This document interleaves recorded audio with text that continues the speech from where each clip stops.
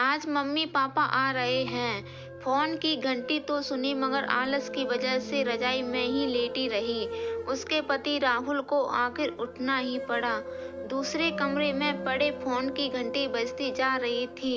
इतनी सुबह कौन हो सकता है जो सोने भी नहीं देता। इसी चिड़चिड़ाहट में उसने फोन उठाया। हेलो, कौन? तभी दूसरी तरफ से आवाज सुन सारी नींद खुल गई। नमस्ते पापा। बेटा, बहुत दिनों से तुम्हें मिले नहीं। हम दोनों 11 बजे की गाड़ी से आ रहे हैं। दोपहर का खाना साथ में खाकर हम 4 बजे की गाड़ी से वापस लौट जाएंगे। ठीक है। हाँ पापा, मैं स्टेशन पर आपको लेने आ जाऊंगा। फोन रखकर वापस कमरे में आकर उसने रचना को बताया कि मम्मी पापा 11 बजे की गाड़ी से आ रहे हैं और दोपहर का खाना हमारे साथ ही खाएंगे। रजाई में घुसी रेखा का पारा एकदम 7वें आसान पर चढ़ गया।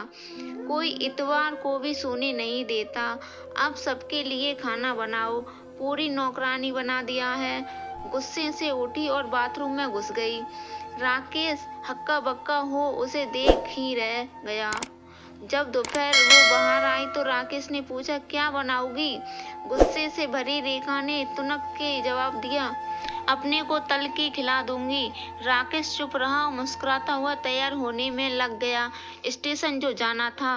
थोड़ी देर बाद गुस्से रेखा को बोलकर वो मम्मी पापा को लेने स्टेशन जा रहा है।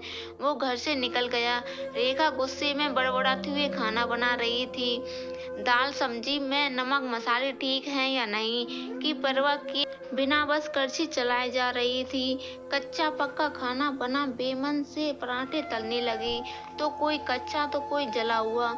आखिर उसने सब कुछ खत्म किया। नहाने चली गई। नहा के निकली और तैयार हो सोफे पर बैठ मैगजीन के पन्ने पलटने लगी। उसके मन में तो बस यह चल रहा था कि सारा संडे खराब कर दिया। बस अब तो आए खाएं और वापस जाएं। थोड़ी देर में घर की घंटी बजी तो बड़े बेमन से उठी और दरवाजा खोला। दरवाजा खोलते ही उसकी आंखें हैरानी से फटी की फटी रह गई और मुंह से एक शब्द भी नहीं निकल सका।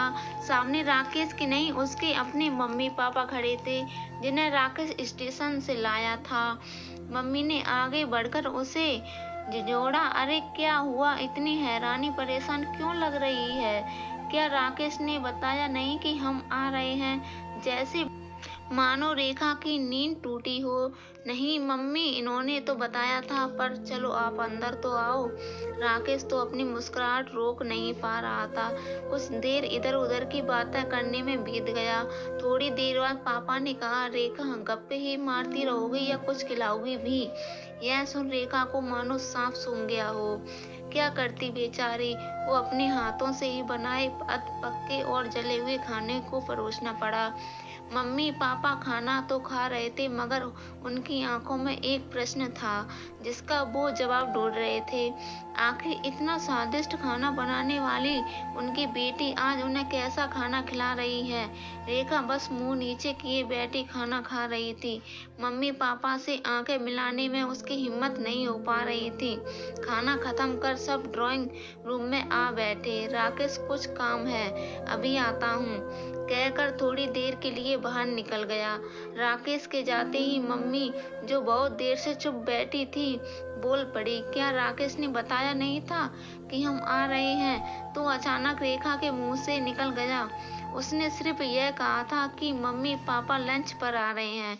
मैं समझी उसके मम्मी पापा आ रहे हैं। फिर क्या था? रेखा की मम्मी को समझ देर नहीं लगी कि ये मामला है। बहुत दुखी मन से उन्होंने रेखा को समझाया, बेटी, हम हो या उसके मम्मी पापा, तुम्हें तो बराबर का सम्मान करना चाहिए।